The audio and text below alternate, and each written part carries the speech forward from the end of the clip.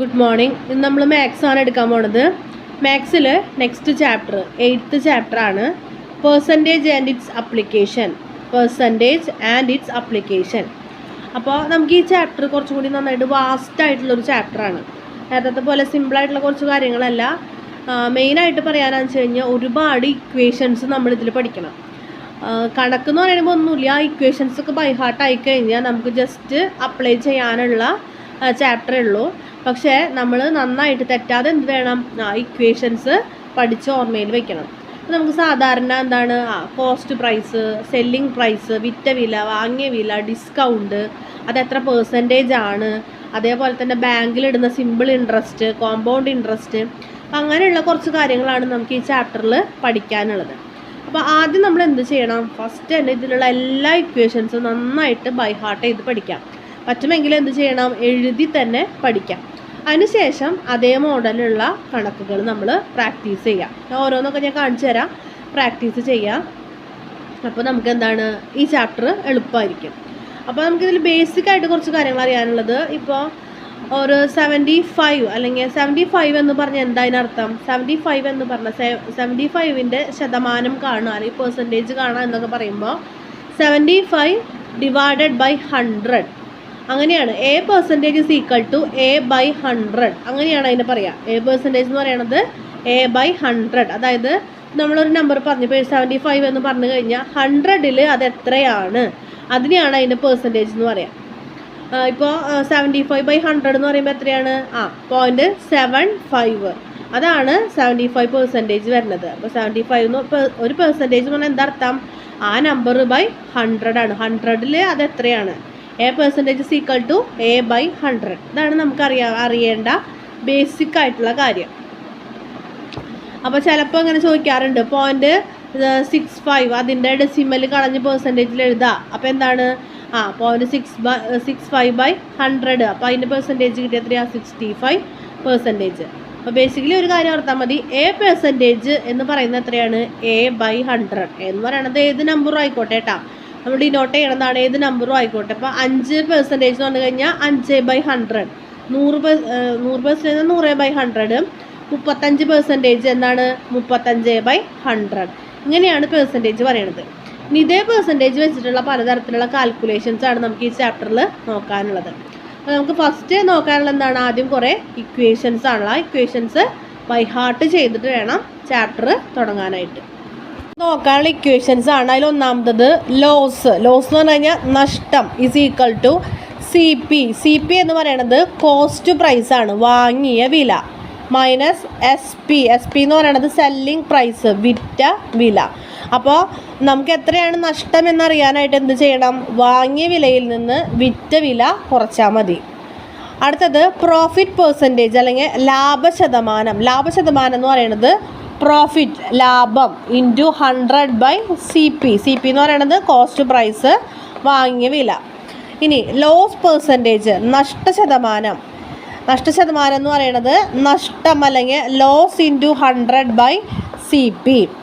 ഇനി വരുന്നത് selling price കാണാനാണ്. സെല്ലിംഗ് പ്രൈസ് എന്ന് പറയുമ്പോൾ 100 + profit percentage by 100 into CP. SP എന്ന് പറയുന്നത് തന്നെ വേറൊരു ഇക്വേഷൻ പറയുകയാണെങ്കിൽ ഇത് പ്രോഫിറ്റ് പെർസെൻറ്റേജ് വെച്ചിട്ട് പറയുകയെന്ന് വെച്ച് കഴിഞ്ഞാൽ ലോസ് പെർസെൻറ്റേജ് വെച്ചിട്ട് നമുക്ക് സെല്ലിംഗ് പ്രൈസ് കാണാൻ പറ്റും. 100 minus loss percentage by 100 into CP. അപ്പോൾ ഇത് ഈ ഇക്വേഷൻസ് മസ്റ്റായിട്ട് പഠിച്ച് വയ്ക്കുക. ഇതിൽ ഓരോ ടേംസും എന്താണെന്ന് നോക്കി വയ്ക്കാം. ഇനിയും ഇതുപോലെ നമുക്ക് കുറച്ച് ഇക്വേഷൻസ് പഠിക്കാനുണ്ട്. ഈ ഇക്വേഷൻസ് നല്ല പോലെ ബൈ ഹാർട്ട് ചെയ്തതിന് ശേഷം നമുക്ക് അതേ ടൈപ്പിലുള്ള ക്വസ്റ്റ്യൻസ് ചെയ്യാം. വലിയ ഭയങ്കരമായിട്ടുള്ള പ്രശ്നങ്ങളൊന്നും വരുന്ന ക്വസ്റ്റ്യൻസ് ഒന്നുമില്ല. ഇപ്പോൾ ഇതിലെല്ലാം ജസ്റ്റ് നമുക്ക് സബ്സ്റ്റിറ്റ്യൂട്ട് ചെയ്തിട്ട് ആൻസർ കണ്ടുപിടിക്കാവുന്ന ക്വസ്റ്റ്യൻസേ വരുള്ളൂ. അടുത്ത ഇക്വേഷനാണ് CP അല്ലെങ്കിൽ cost price is equal to 100/100 + profit percentage into SP. Next loss percentage വെച്ചിട്ട് CP കാണാനായിട്ട് CP is equal to 100/ loss percentage into SP. ഇനി കാണാനുള്ളത് ഡിസ്കൗണ്ട് ആണ്. ഡിസ്കൗണ്ട് എങ്ങനെയാണ് കാണാം, list price minus SP. List price എന്ന് പറയുന്നത് പരസ്യത്തിൽ എത്രയാണോ വില, അപ്പോൾ പരസ്യ വില മൈനസ് എന്താണ്, നമ്മൾ വാങ്ങിയിട്ടുള്ള അല്ലെങ്കിൽ സെല്ലിംഗ് പ്രൈസ് എത്രയാണെന്നുള്ളത്, അതാണ് അതിൻ്റെ ഡിസ്കൗണ്ട്. പിന്നെ ഡിസ്കൗണ്ടിൻ്റെ പെർസെൻറ്റേജ് എന്ന് പറയുന്നത് discount by list price into 100. List price എന്ന് പറയുന്നത് പരസ്യത്തിൽ എത്രയാണ് അതിൻ്റെ വില എന്നുള്ളതാണ്. അപ്പോൾ ഇതും നന്നായിട്ട് പഠിക്കാം. ഇനി നമുക്ക് നോക്കാനുള്ളത് സിമ്പിൾ ഇൻട്രസ്റ്റ് ആണ്. അപ്പോൾ അവിടെ എമൗണ്ട് എന്ന് പറയുന്നത് എന്താണ്? PRT/100.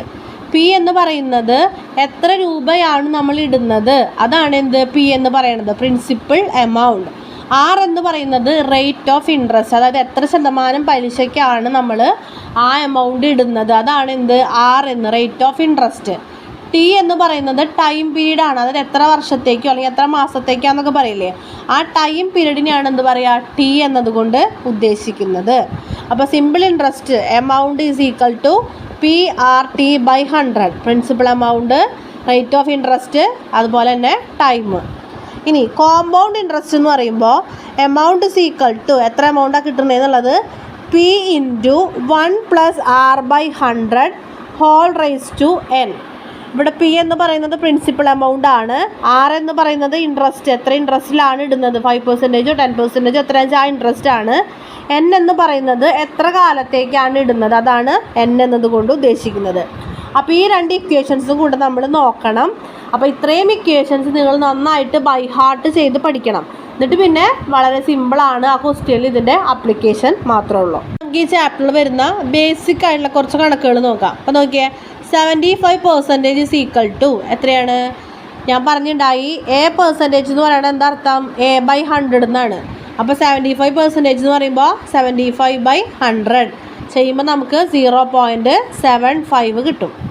ഇനി ഒരു പരീക്ഷയ്ക്ക് ഒരു കുട്ടിക്ക് കിട്ടിയിട്ടുള്ള മാർക്ക്, ഒരു സബ്ജക്റ്റിൽ കിട്ടിയിട്ടുള്ള മാർക്ക് 25-ൽ 19 മാർക്കാണ്. ടോട്ടൽ മാർക്ക് 25, അതിൽ 19 മാർക്കാണ് കുട്ടിക്ക് കിട്ടിയിട്ടുള്ളത്. അപ്പോൾ ചോദ്യം എന്താണെന്ന് വെച്ച് കഴിഞ്ഞാൽ എത്ര പെർസെൻറ്റേജ് കിട്ടി, ആ സബ്ജക്റ്റിൽ എത്ര പെർസെൻറ്റേജ് മാർക്ക് ആ കുട്ടിക്ക് കിട്ടി, എങ്ങനെയാണ് കണ്ടുപിടിക്കുക? ആകെ എത്ര മാർക്കാണുള്ളത്, 25 ആണുള്ളത്, അതിൽ 19 കുട്ടിക്ക് കിട്ടി. അപ്പോൾ 19/25 × 100 എത്ര കിട്ടി ബൈ എത്രയിലാണ് മൊത്തത്തിലുള്ളത് ഇൻറ്റു 100, അപ്പോൾ 76% എന്ന് കിട്ടും. ഇത് ചെയ്യുമ്പോൾ 76% കിട്ടും. ഇനി വേറെ ടൈപ്പ് ക്വസ്റ്റ്യൻ ചോദിക്കുന്നത്, ഒരു ക്ലാസ്സിൽ 45% ഗേൾസ് ആണ്, അങ്ങനെയാണെങ്കിൽ ബോയ്സ് എത്രയാണ്? പെർസെൻറ്റേജിലാണ് തന്നിട്ടുള്ളത് അല്ലേ. അപ്പോൾ നമ്മൾ പറയുമ്പോൾ എത്രയാണ്, 100% ആണ് പറയുക. അതിൽ 45% ഗേൾസാന്ന് പറഞ്ഞിട്ടുണ്ട്. 100-ൽ നിന്ന് 45 കുറച്ച് കഴിഞ്ഞാൽ 55% ആണ് അവിടെ ബോയ്സ് ഉള്ളത്. ഇതിങ്ങനത്തെ ടൈപ്പാണ് ഇതിൽ ബേസിക്കായിട്ട് ചോദിക്കാവുന്ന ക്വസ്റ്റ്യൻസ്. അത് കഴിഞ്ഞ് എന്താണെന്ന് വെച്ച് കഴിഞ്ഞാൽ നമ്മൾ ഈ പഠിച്ച ഇക്വേഷൻസിലെ സബ്സ്റ്റിറ്റ്യൂഷനാണ് ചോദിക്കുക. ഇനി അടുത്തൊരു കണക്കാണ്, അതായത് ഒരാൾ 3800 രൂപയ്ക്ക് ഒരു കൂളർ വാങ്ങുകയാണ്. അതിൻ്റെ ബാക്കി എക്സ്പെൻസുകളെല്ലാം കൂടെ 50 രൂപയായി വാങ്ങി. എന്നിട്ട് ആ കൂളർ 4400 രൂപയ്ക്ക് ആൾ വിറ്റു. വിൽക്കുമ്പോൾ എന്താണ് അവിടെ, പ്രോഫിറ്റ് ആണോ ലോസ് ആണോ, അതിനെ ഡിറ്റർമൈൻ ചെയ്യാൻ വേണ്ടിയിട്ടാണ് ക്വസ്റ്റ്യൻ ചോദിച്ചിരിക്കുന്നത്. അപ്പോൾ നോക്കിയേ, ആൾ CP അല്ലെങ്കിൽ കോസ്റ്റ് പ്രൈസ് എത്രയാണ്, ഇതിന് 3800 രൂപ കൂളറിനും ബാക്കി എക്സ്പെൻസുകൾ, അതുമായി ബന്ധപ്പെട്ട എക്സ്പെൻസുകളെല്ലാം കൂടെ 50 രൂപ, മൊത്തം 3850 രൂപയ്ക്കാണ് അയാൾ ആ സാധനം വാങ്ങുന്നത്. ഇനി വിറ്റതോ, സെല്ലിംഗ് പ്രൈസ് എപ്പോൾ എത്രയാണ്, 4400. അപ്പോൾ വിറ്റ വില വാങ്ങിയ വിലയേക്കാളും വലുതാണ് അല്ലേ, സെല്ലിംഗ് പ്രൈസാണ് ഇവിടെ കൂടുതൽ. അതുകൊണ്ട് തന്നെ അയാൾക്ക് എന്താണ് കിട്ടാൻ സാധ്യത, പ്രോഫിറ്റാണ് കിട്ടാൻ സാധ്യത. ഇനി സെല്ലിംഗ് പ്രൈസ് കോസ്റ്റ് പ്രൈസിനേക്കാളും കുറവാണെങ്കിൽ അയാൾക്ക് സംഭവിച്ചത് എന്താണ്, ലോസ് ആണ്. അപ്പം ഇങ്ങനെ ചിന്തിക്കണം. അപ്പോൾ സെല്ലിംഗ് പ്രൈസ് കൂടുതലായ കാരണം അയാൾ വാങ്ങിയതിനേക്കാളും കൂടുതൽ വിലയ്ക്കാണ് അത് വിറ്റത്, അതുകൊണ്ട് അയാൾക്ക് ലാഭമാണ് ഉണ്ടായിട്ടുള്ളത്, പ്രോഫിറ്റാണ് ഉണ്ടായിട്ടുള്ളത്. ഇനി പ്രോഫിറ്റ് എത്രയാണ് ഉണ്ടായിട്ടുള്ളത്, പ്രോഫിറ്റ് എങ്ങനെ കാണാം, സെല്ലിംഗ് പ്രൈസ് മൈനസ് CP. അപ്പോൾ നമുക്ക് 550 രൂപയാണ് അയാൾക്ക് ലാഭം കിട്ടിയിട്ടുള്ളത്. ഇനി പ്രോഫിറ്റ് പെർസെൻറ്റേജ് എങ്ങനെ കാണാം, പ്രോഫിറ്റ് ബൈ CP × 100 സബ്സ്റ്റിറ്റ്യൂട്ട് ചെയ്യുക. പ്രോഫിറ്റ് എത്രയാണ്, 550, വാങ്ങിയിട്ടുള്ള വില 3850 × 100 ചെയ്യുമ്പോൾ 14.2/7% ആണ് അയാൾക്ക് ഉണ്ടായിട്ടുള്ള പ്രോഫിറ്റ്. അത്രയും പെർസെൻറ്റേജ് പ്രോഫിറ്റ് അയാൾക്ക് ഉണ്ടായി.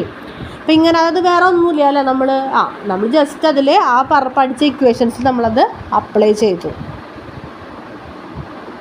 ഇനി വേറൊരു കണക്കാണ്, അതായത് ലിസ്റ്റ് പ്രൈസ്, പരസ്യവില 2800 രൂപ വരുന്ന ഒരു സാധനം അത് വിറ്റത് അല്ലെങ്കിൽ സെല്ല് ചെയ്തത് എത്രയാണ്? 2100-നാണ്. ഇപ്പോൾ ഒരു സാരിയാണെന്ന് വിചാരിക്കുക. അപ്പോൾ കാണുമ്പോൾ 2800-ആണ് അതിൻ്റെ വില, പക്ഷെ അത് വിറ്റുപോയത് 2100-നാണ്. 2100-നാണ് അത് വിറ്റുപോയത്. അപ്പോൾ അതിൽ ഡിസ്കൗണ്ട് കാണാം, അതേപോലെ ഡിസ്കൗണ്ടിൻ്റെ പെർസെൻറ്റേജ് കാണാം. ഡിസ്കൗണ്ട് എത്രയാണ്? List price minus selling price കാണുമ്പോൾ 700 രൂപയാണ് അതിൽ ഡിസ്കൗണ്ട് കിട്ടിയിട്ടുള്ളത്. ഡിസ്കൗണ്ടിൻ്റെ പെർസെൻറ്റേജ് എങ്ങനെയാണ് കാണുക?